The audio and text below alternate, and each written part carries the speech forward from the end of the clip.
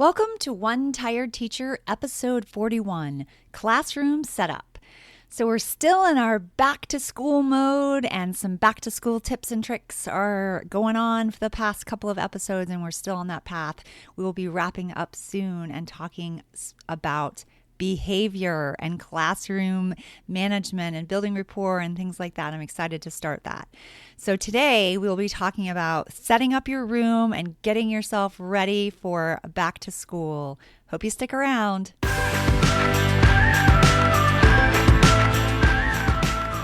Welcome to One Tired Teacher.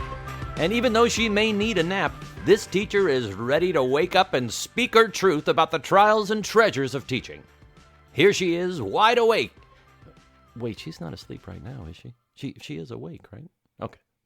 From Trina Debery Teaching and Learning, your host, Trina Debery. Hey!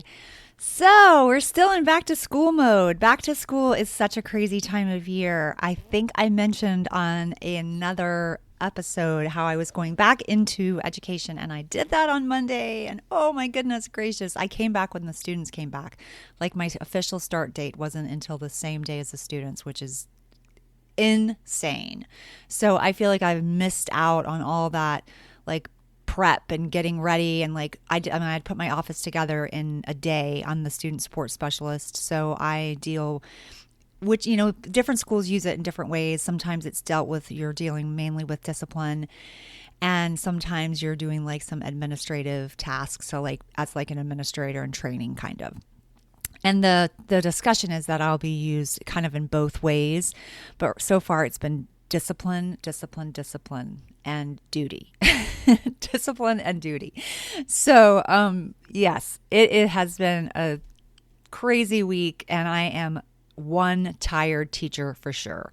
I'm exhausted, and I know you know how I feel, because when you first go back to school, you're so tired. You're just so tired, and usually you don't just do it in one day. Like, you have your weeks and weeks in advance, and you're in your classroom, and you're setting it up, and you're getting things situated, and you're decorating, and you're getting all of your lesson plans done for the first week. And half the time you don't even get to your lesson plans until like the night before, because you've worked so hard to prepare your room, and you may have even had open house before all of this, and it's just crazy.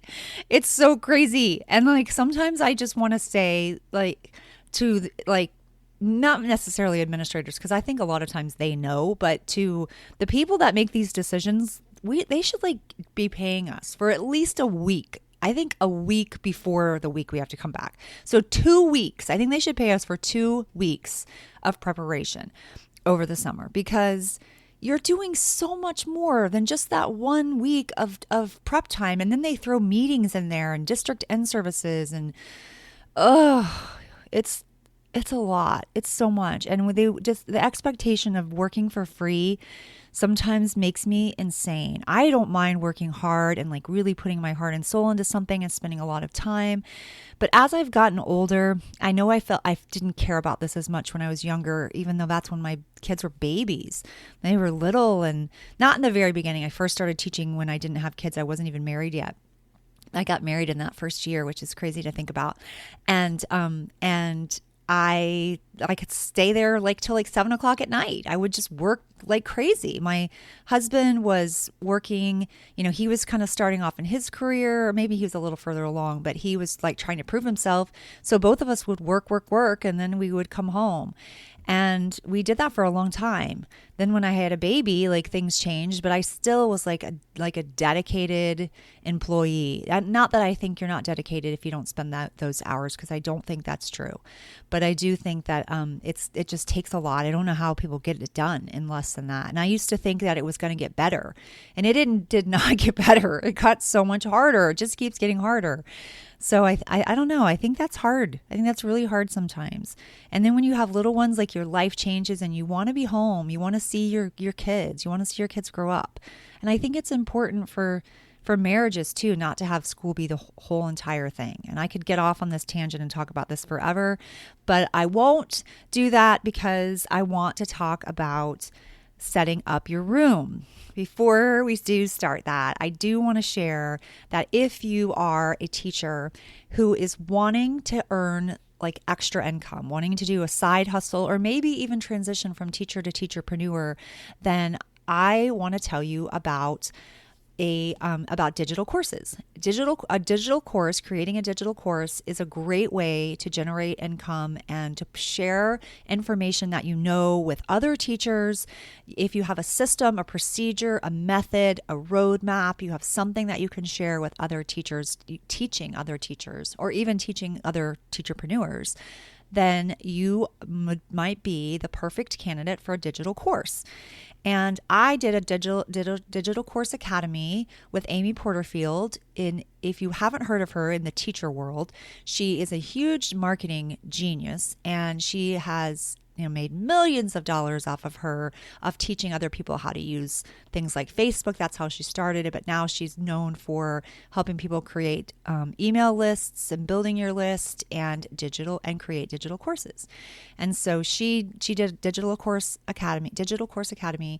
I did that with her in January, and it was a really amazing experience. And so she has some freebies that I want to share with you, because if you're thinking about it, it's even for people that are just thinking about what if they want to do something like this. It's a pretty massive commitment, and it's massive. Like the actual course is massive. The actual course that she will offer in the next month or so is a big time commitment, and it is big financial commitment, but it really has the potential to change your life for real. Especially because I think teachers are really good at this, because we know how to create objectives. We know how to get people from point A to point B. We know how to motivate. We know how to inspire. So I think teachers are perfect digital course creators. And that just puts you in the teacherpreneur aspect. So if you're thinking about that, I want to share that Amy has a free quiz. And I've linked to that on my website, Trina Debery Teaching and Learning, to Amy's digital course quiz. And you can I love quizzes where you can kind of figure out, is this right for me? Is this the next move? Like where do I fall in this category? So that's a quiz. And then there's also, and I'll link to this too, I'll link to this in the show notes, a digital course academy starter kit that is free. So if you're just wanting to think about starting to dip your toe into that world, I wanted to share these freebies with you because I think they're perfect for teachers. Okay, so now let's talk about setting up your room, because that is what we're going to be discussing today. And there's a lot to talk about because this is another big topic for back to school. Now, I did an episode on why classroom decor matters big time. And that was episode, I can't remember. I think it was episode 38. Maybe a little bit before that. I will link to it in the show notes if you want to check that out. But this is a little bit more about setting up your room. It's not necessarily about the decor, although I think that can make it really engaging for the kids and fun. I think sometimes that we have to remember not to completely overwhelm them. We have kids that have sensory issues that can be really overstimulated with too much. So we definitely want to be careful of that. And as I have jumped back into education and have, literally been running all week long with one classroom after another for not massive, I should not say that. For some things have been like a serious office call, and other things have been like a kind of a minor thing. And I definitely want to talk about that in the next couple of weeks, because let me just tell you, I think it's really important for you not to give away your power. I want teachers to feel empowered in their own classroom, where so often we are told what to do and how we have to do it. In so many ways, I think we feel powerless, but in our classroom, we have the ability to make it run the way we want to.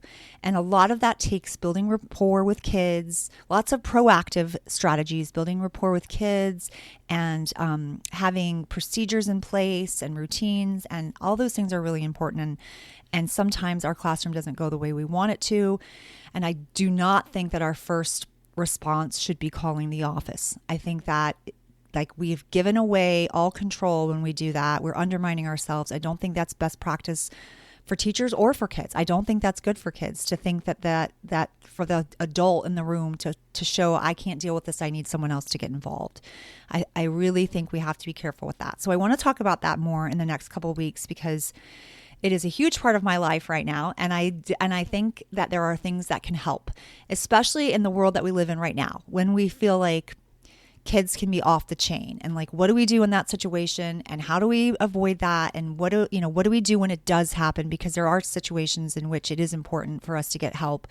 And so what do we do about that? So we're going to talk about that next couple of weeks. But I want to wrap up our back to school series, and that's where we get to talking about setting up our room today. So again, be careful about the difference between decor and like room setup because it can be tricky.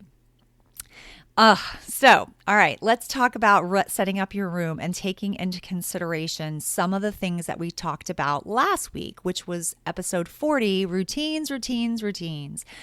Routines are so important. They are vital for a classroom to run successfully. And if you're just starting your year, you need to focus massively on routines. It really can make or break your year. So go listen to that if you didn't get a chance to check it out.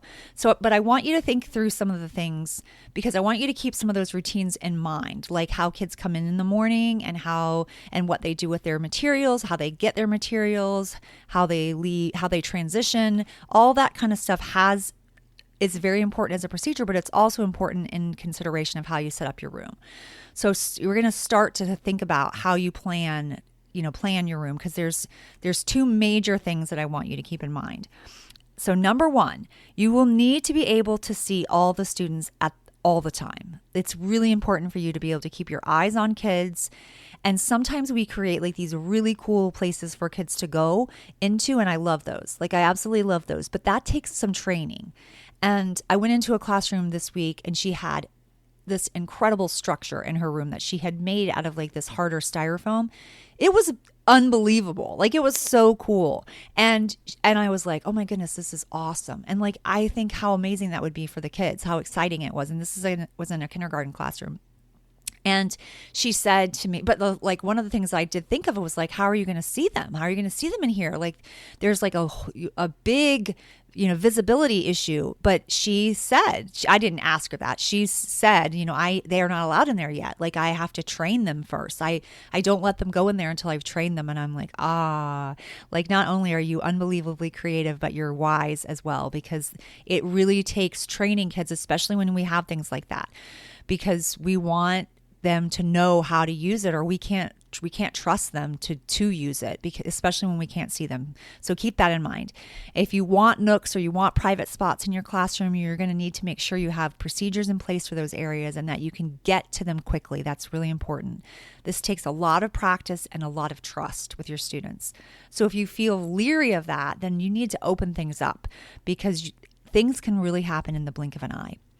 So the second thing I want you to think of, make sure that you pay attention to when you're setting up your classroom, is you want to be able to get anywhere in the room with lightning speed. Like you need to be able to get there quickly. So make sure that you have open pathways to every single area. Like in this big structure I was just talking about, she had 2 entrances. So there was like multiple ways for her to get there really quickly. It's not like she had to crawl down into anything. So it's important that you are able to get to the kids really fast. So those are the 2 things I want you to keep in mind. So now that we have reviewed the importance of being able to get around, let's talk about areas of your room that you may want to include. And this has to do with like how you're going to set your classroom up. These are suggestions or just some things to think about. Like obviously, if you don't have the time, you don't have the energy, you don't have the resources to implement them, that's okay.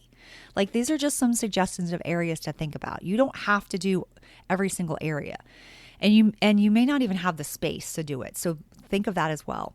I have fortunately been really blessed, and I guess maybe cursed concerning this, concerning rooms, because I'm going to say both. I've been blessed in some situations and I've been cursed in other situations. Like, for example, my first 5 years of teaching, I changed my classroom every single year. It was really hard to move all of my stuff every single year. And just when I was like trying to really figure things out too. So every time I thought I had it together, I had to change classrooms for one various reason or another.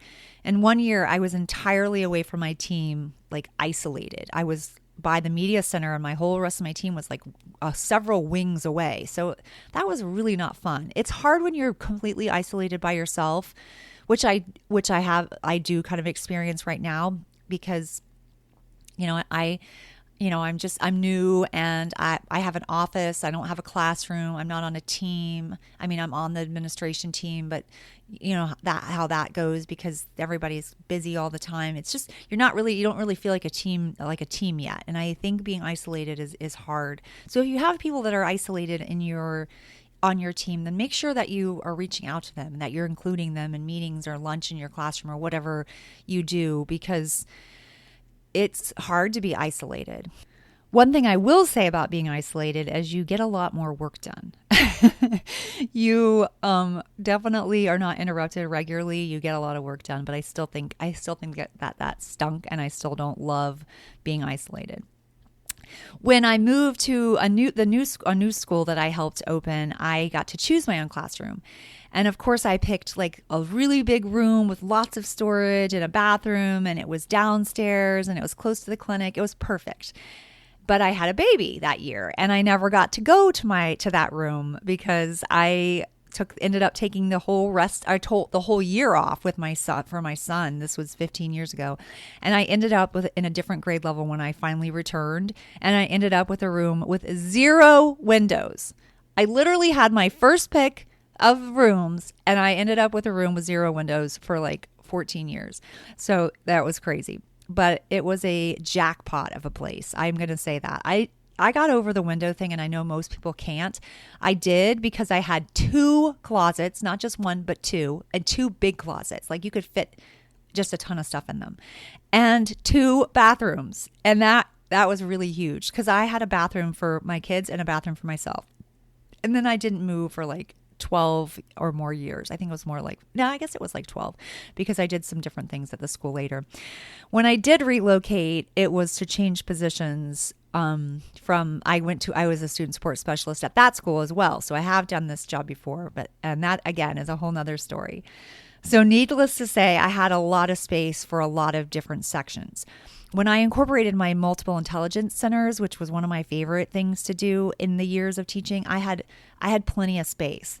And now that I get that that's not everybody's story. I know a lot of times we are in smaller rooms or in smaller places and we don't have the space, but I have seen people be very resourceful when it comes to this. I have said this many times that there's the new school right behind my house that opened, and the classrooms are smaller. And the furniture is like really big. But I have watched people like transform these classrooms into amazing learning spaces. And they still have little nooks and crannies. Someone even has a loft, which is really awesome. And they did it with smaller spaces, so it can be done. So needless to say, it can be done. Now, I get that if you got a smaller space, you're not going to have the same options that you do when you have a bigger space. But I still think, people live in tiny houses. So I think it takes a lot of organization. I will say that. So maybe it wouldn't work for me. Maybe that's why I always feel leery of it, but it definitely works for some people. So there have been times that I was like, I have been in the smallest classrooms, and I'm like, I don't know how there's space for anything. And when you're short on space, again, organization is the key. It's got to be crucial. So let's talk about some non-negotiables that you want to have when you're setting up your classroom. You want to make sure that the student workspace is that you need to have a student workspace for kids, that all kids need to have a space that they can think and that they can learn. And it doesn't mean that has to be just at their desk. If you're a flexible seat person, a flexible seating person, I think that's great. And you want to make sure that you give your kids lots of different options. If you're doing Kagan cooperative learning, then you've got teams of kids, which I am a huge fan of Kagan. if you even if you're traditional, like you're more traditional, then you are going to want to have space for kids to work. So I not just work, but to think and to learn. So that's important. Student workspace. Another non-negotiable is a meeting area. I think it's really important for you to be able to have a place for kids to come and join you in like a group meeting. And I think it's hard as far as behavior as well and classroom management to have kids just sitting at their desk while you're speaking over them.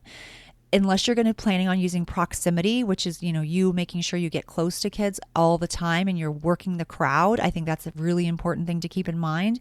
But I like having an intimate little meeting area. I think it brings the kids closer to you. You are able to have them right there together, and it really does help with that like behavior situation. It also gets kids up out of their seats and moving to a different location, which often helps eliminate problems. And it allows kids to sit on different surfaces, which sometimes helps kids as well. So I think that those are things to consider. And even if you're teaching an intermediate grade, I still think it's nice to have kids gather for lessons. It gives them a change of scenery. Even when I was in the media center a couple of years ago, I had kids in intermediate grades meet me on the floor. We still met on the floor. I had bean bags and things like that, but I had spots for them on the ground because I wanted them to have a change of scenery from the tables. So I think that that is something to consider. Another non-negotiable place to set up is a classroom library. I think this is a must. Kids need books. Where can you get books? You can get them from Goodwill, garage sales, Scholastic, your own kids that have outgrown their books. Donations. A classroom library is non-negotiable. I think it's really important. That's actually one of the reasons why I wouldn't consider going like back into an actual classroom, because I gave away my library, my like thousands of dollars of books library. I gave it all away when I left the classroom. I mean, not every single book, because I kept a lot of books so that I could create materials for teachers, but I just had a bookshelf of books. That's it. Which is like nothing in comparison to what I had in my classroom. I didn't even have enough space. Like I had to put baskets of books under. I had a couch in my library, or in my classroom library. And like I had to put them underneath the couch because I didn't have, like, they could still see the front of the basket with the label. But I had so many books. It was just unbelievable, like tons of books. And I think that is really important. I think kids should have lots of books.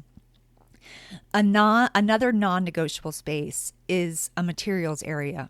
Excuse me. And that is an area where you're going to house, things that kids are going to need. And we're actually going to talk a little bit more about that in next week's episode when we talk about organization. So I'm going to save some of that for that. But I do think it's important for you to have a space for your materials and to keep them organized, which more to come on that. You also want to make sure that you have a place to keep kids' things, like maybe, and even if that's like backpack hooks, or if you have a desk where they can put things in there. I know that a lot of the new desks have like a drawer, which I think is interesting, or and some of them don't. Some people have tables, and maybe you have like something on the top of the desk for materials, but you want to have a place for things to go. And again, we'll like talk more about organization in next week's episode. Another non-negotiable for me was a cool down spot. And I think that cool down spots are really important for kids. I think they give kids a chance to collect themselves. I responded to a student this week who had kind of put himself in a cool down spot, and he really needed a break from the class. He's definitely got some sensory issues, and he needed to take a break. But the teacher wanted me to take him, and I'm thinking, you know what, this is really impressive that he knows this about himself. He was able to identify that he was feeling angry because he said that a lot of the kids were talking, and that it was bothering him. And I just asked him how he was feeling and what, why he felt like he needed to remove himself. And I just asked him questions like that. He's the one that responded with all that information. And I was like, whoa, I thought that was really impressive. We want kids to have like that metacognitive thinking going on. We want them to understand why things are happening to them, and like how and being really aware of why they're responding in certain ways. it helps us with behavior. It's another thing that really helps us. So I think a cool down spot is a huge has a huge benefit. It gives kids a chance to like escape from an area that's really like overloading them. And I know that sometimes people feel like, oh, all they want to do is take a break. They just keep using it. There's some training that's involved for sure. Like it definitely takes some training. And sometimes we get mad when we feel like kids want to avoid what they're doing. I want to say this, and we're going to talk more about this with behavior, but I want to say some of the expectations that we have on kids currently are a lot. And we've kind of raised the bar really high, and that doesn't work for every child, because even though we feel like we need to have more rigorous standards, like we still have to take into account developmentally appropriate activities. And not all children are ready for some of this rigor. And I think that we have to remember that. And I think we also have to remember there's a lot of mental health things going on right now. And we need to help kids become more aware of how they're feeling and why they're feeling that way, and utilizing strategies to help them cope. And if a cool down spot is one of those things, then I think we have to be okay with that.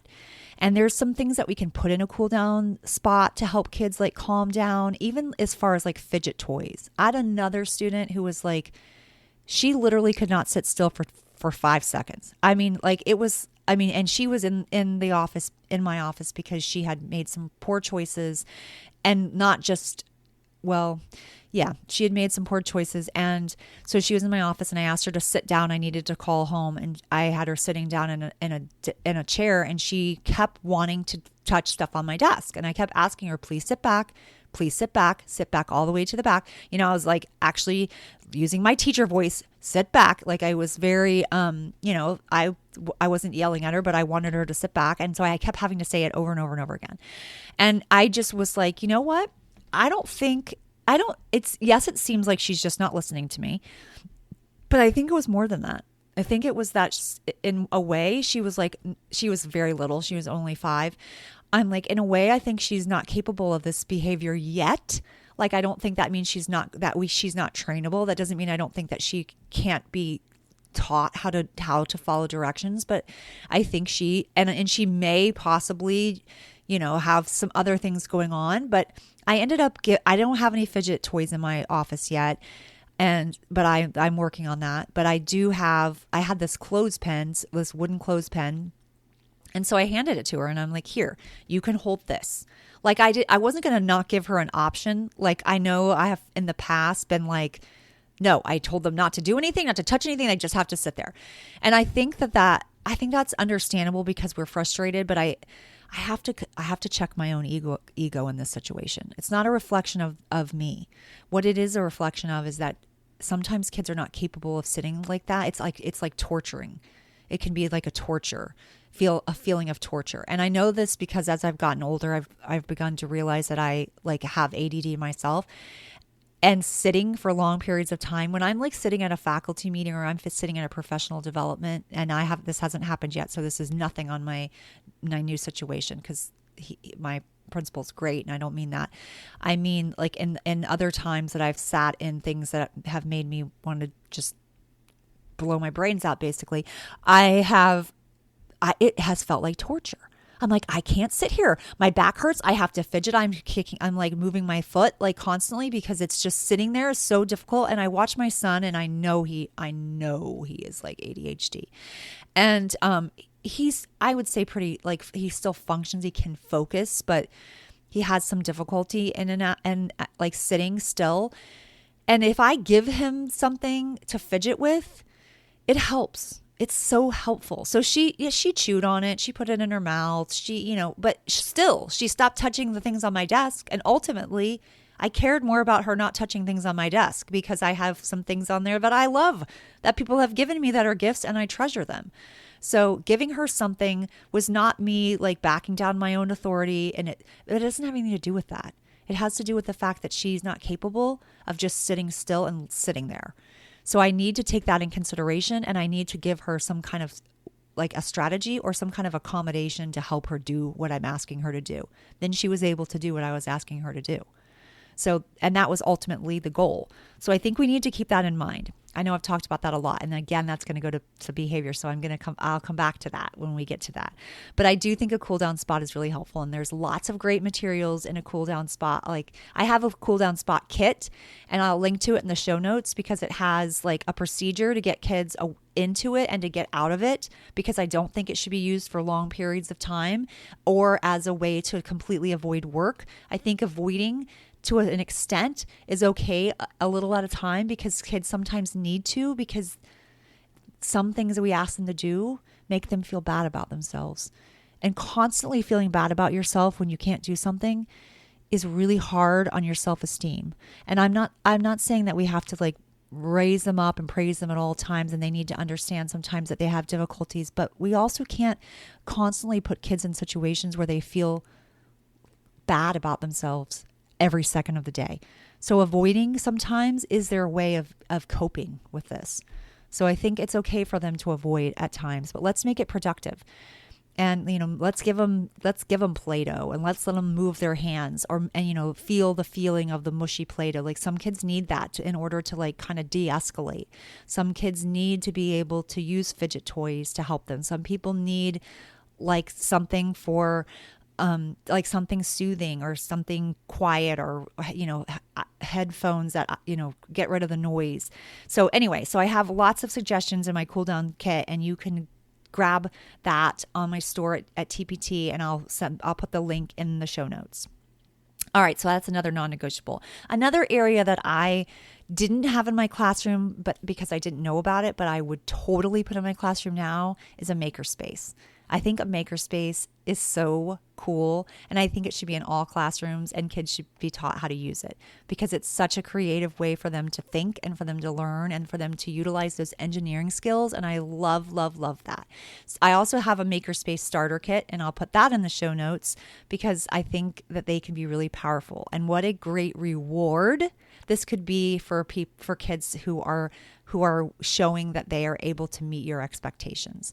I think that could be used in that way. I think it could be used in a center. I think you could utilize it with science and technology and engineering and math. And I just think it could be used, and I could think it could be great as a what is it called? A soft opening. So I think there's lots of ways to use a makerspace. So I'll put that in the show notes as well.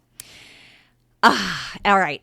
Those are, and I don't know, well, for me, a makerspace would be non-negotiable, but it doesn't have to be a space. It could be in a cart or in a crate or something. But I think sometimes that probably might want to fall more on a wish list, but for me, it would be a non-negotiable because I'm so passionate about it.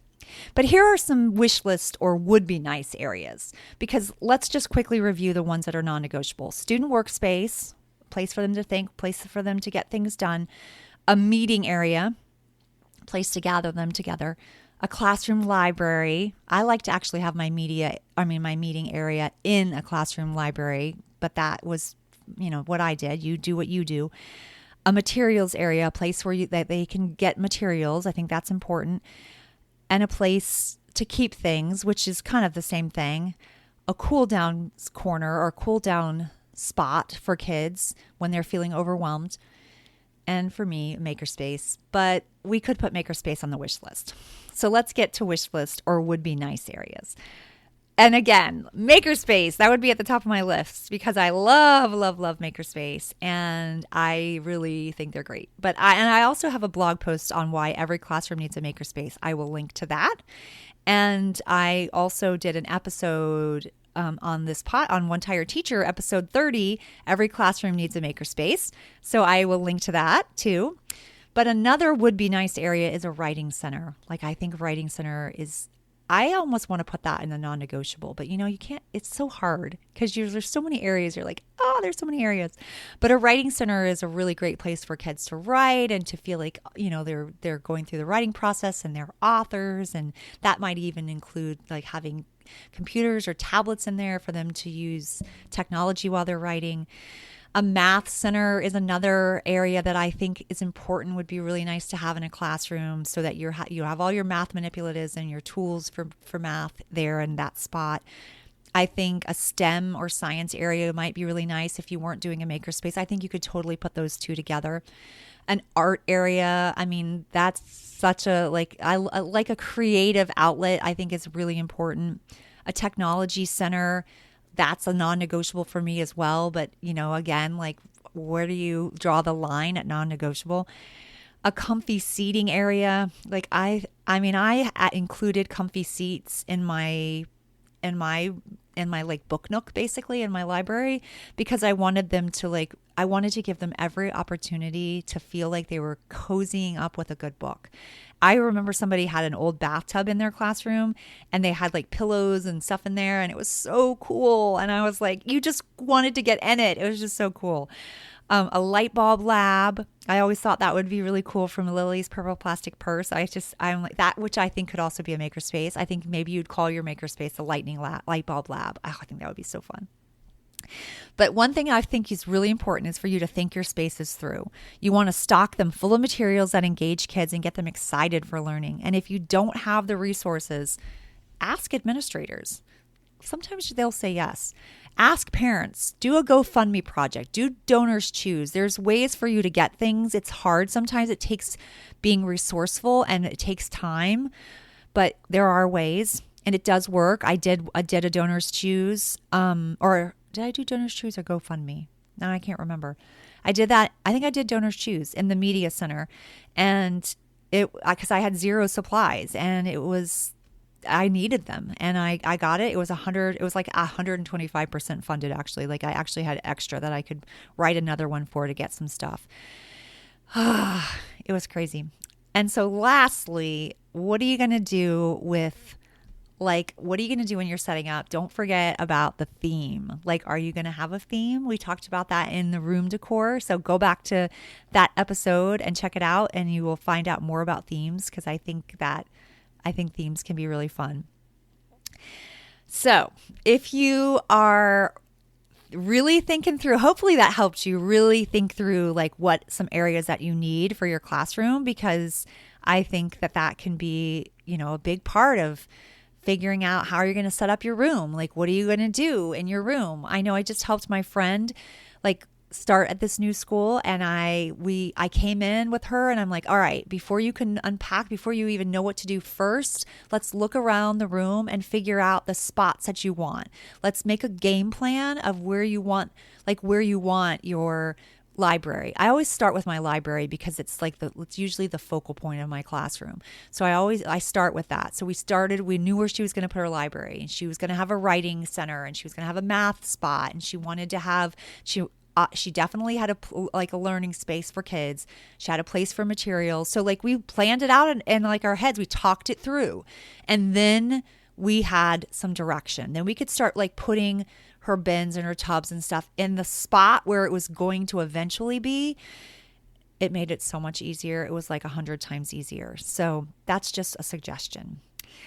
And if you are needing some things for your new spaces, you're needing some labels and you're needing name tags for your learning area and your student work area, I have tons of back to school packs that are filled with that kind of stuff and all different themes. And I also have in that same pack is things that help you with back to school night, and also first week activities that we're going to be talking about in the next couple weeks as well. And so if you are interested in those, I will send a link to my back to school packs as well. Okay, well, you're getting through the beginning of the year, and we are getting through this series. I think we have about 2 more episodes. We're going to talk about organization, which is huge, and we're going to talk about first week activities, and then we'll be wrapping up back to school, and we will be ready to dive into behavior and management and procedures and building relationships with kids, because that's huge. I can't wait to talk about that. So this one tired teacher is ready to, I'm actually ready for a long nap today. I am really tired after this week. So this one tired teacher is ready for a long nap. Until next time, sweet dreams and sleep tight.